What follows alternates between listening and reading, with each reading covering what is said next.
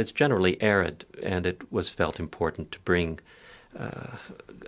exotic types of plants, different types of plants, and a richness of vegetation in a controlled situation so people could enjoy it, particularly the king. There are a number of ways plants have adapted to survive in harsh environments like the Middle East. One way is to have thin, needle-like leaves. Grasses and conifers are good examples of this. Their very small surface area ensures little water loss. Others have leathery or waxy leaves to prevent water loss. Often they are grey in color, which reflects the glare of the sun. Some plants have leaves covered in fine hairs. These reduce the drying effect of the wind and also trap the cold night air to keep the plant cool during the day. Oak, willow, and cedar, ilex, plane, and palm.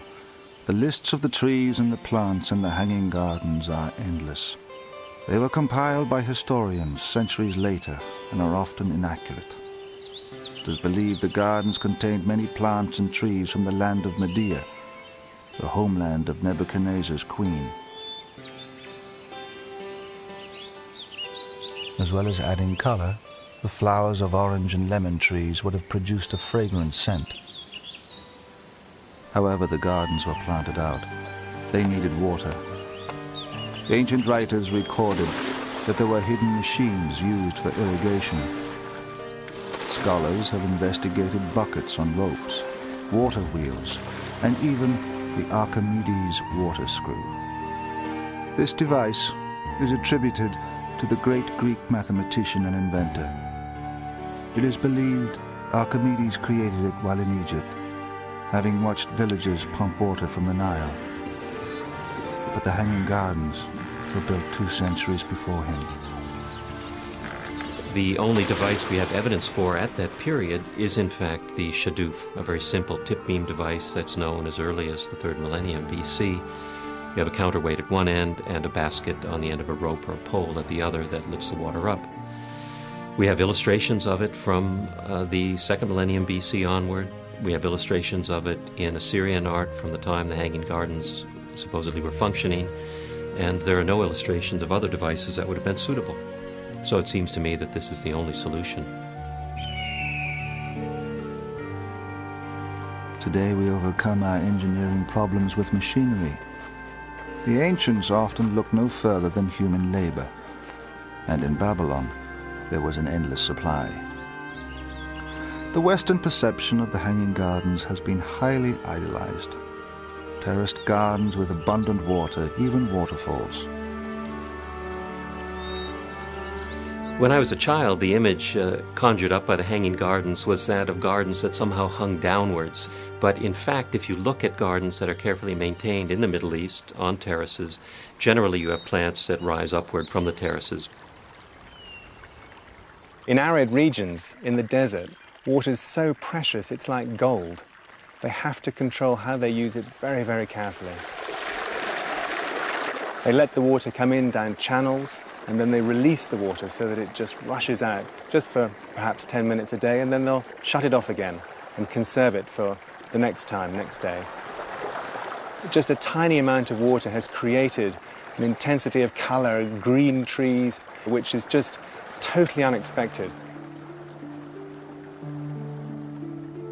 Water could have been taken from the Euphrates, carried or lifted up to a cistern on the top terrace. From there, it would have trickled down through the different levels of the garden. The irrigation of the Hanging Gardens is only part of the riddle, taunting archaeologists. The more baffling puzzle has been to find their exact location.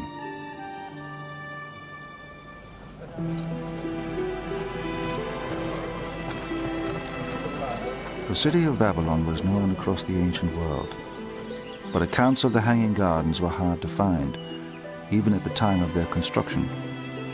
Well, the Hanging Gardens are a kind of historical mirage. We have sources from the 1st century AD that say there was Hanging Gardens at Babylon. But Herodotus, who's writing very close to the time the gardens supposedly were built, doesn't mention the gardens at all. If they were so spectacular, you'd expect him to say something.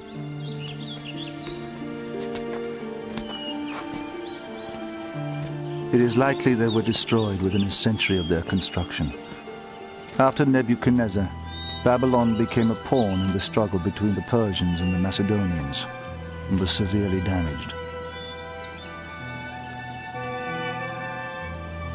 We know that Babylon was very badly destroyed by the Persian king Xerxes in the 480s BC, and the fragile mechanisms and the fragility indeed of the plants themselves, one can't imagine that they survived that kind of ordeal. Some archaeologists have looked elsewhere to find another location for them. The most convincing explanation, which says that there is a confusion in the beginnings of this legend, and that really what the Hanging Gardens refer to are the palace gardens built by an Assyrian king in Nineveh, which was the great capital of the Assyrian kingdom, something like 100 or 150 years before Nebuchadnezzar.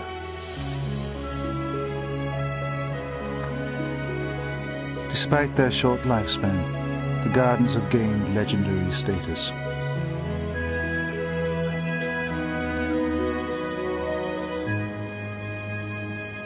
They remain unique among the seven wonders as the only one displaying nature's beauty, and they live on as the most famous gardens ever. The balance of power in the Middle East would change, and with it the fortunes of Babylon. Persian armies under Cyrus the Great overran the Babylonian Empire. Just 200 years later, an awesome army recruited amongst the valleys and mountains of the Greek mainland would conquer Babylon once again. Under Alexander the Great, they stormed across the plains, east as far as the Indus and south as far as Egypt.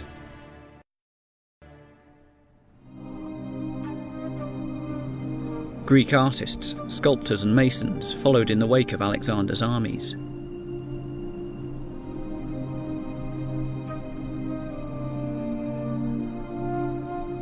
They spread the influence of Greek architecture and culture to new lands, as well as harnessing local techniques for use back in Greece.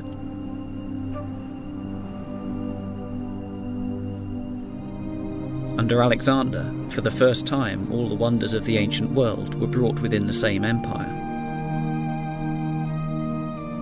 The idea of seven wonders is in many ways inconceivable without Alexander the Great. His conquests in Babylonia and Egypt brought the Hanging Gardens and the pyramids to greater Greek prominence. Babylon in particular caught Alexander's imagination.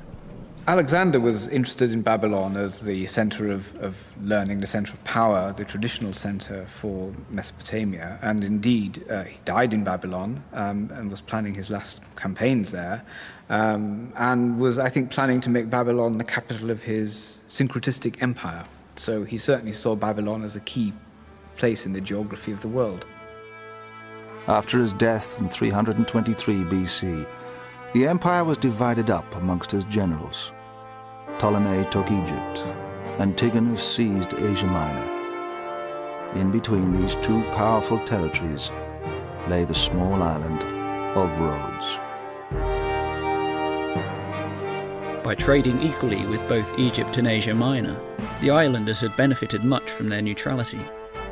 Forced to choose sides, the people of Rhodes took up arms on behalf of Ptolemy of Egypt.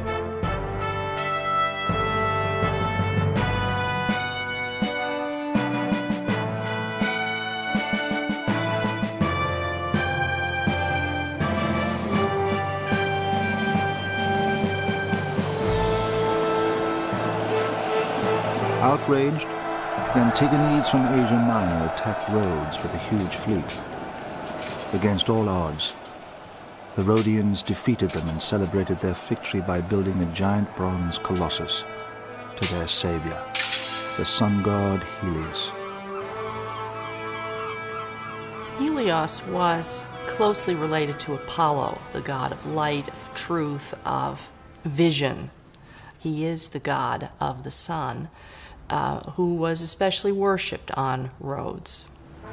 There were many bronze statues on the island, but the Colossus was easily the largest. To build, It cost 300 talents, equal to 300 warships.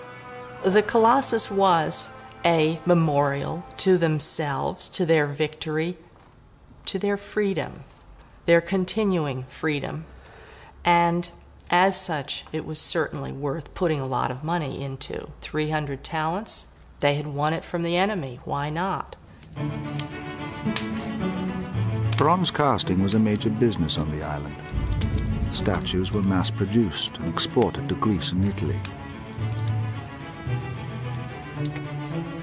The sculptor chosen to create the Colossus was Harris of Lindos. One story recalls his initial design as being 60 feet tall, but the islanders insisted on a statue that was twice that size, 120 feet. Harris doubled his dimensions and set to work. Harris was especially well qualified for this job because he had studied with one of the greatest bronze artists of the 4th century BC, Lysippus. Lysippus was known for producing many, many statues, 1,500 in his lifetime.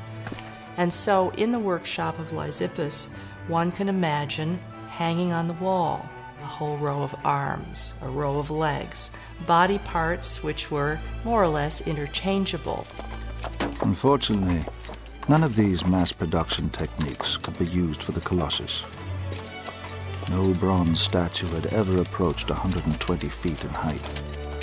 Harris had to manufacture everything on site.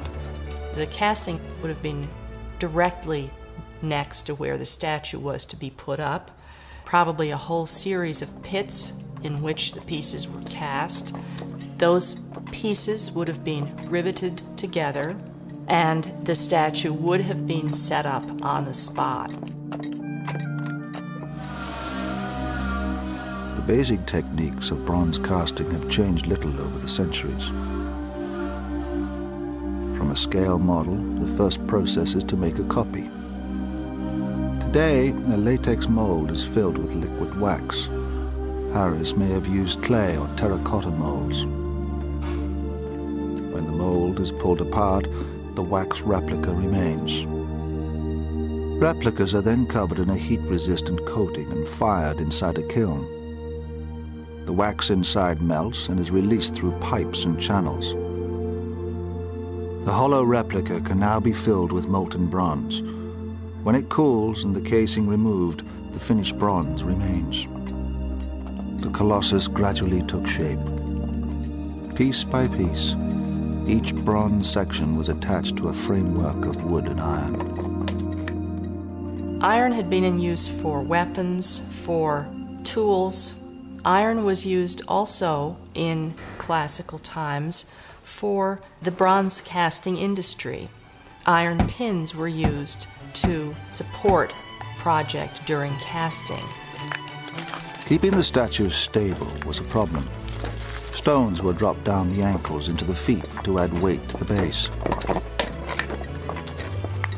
As the colossal sun god grew taller, the workmen needed access all around the statue. Harris's solution was to bank up earth around the Colossus with a spiral pathway, rather like a girdle ramp used in building the Great Pyramid. There was one drawback to this. When Harris designed the statue, he would never have a chance to see what the finished work would look like until the work was finished, which is certainly a deterrent in producing a Colossus. You can't look at it at various stages of the process, put it all together, take it apart again. You have to wait till the whole thing is finished before you get your first view of what it's really going to be.